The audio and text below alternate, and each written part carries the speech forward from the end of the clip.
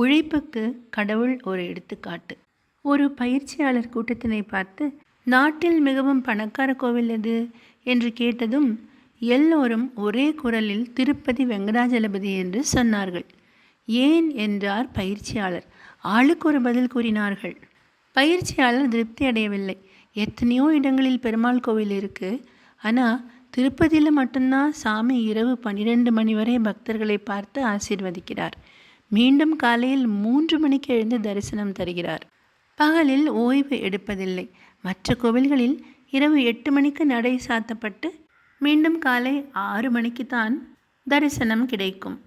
பகல் முழுக்க ஓய்வு உண்டு.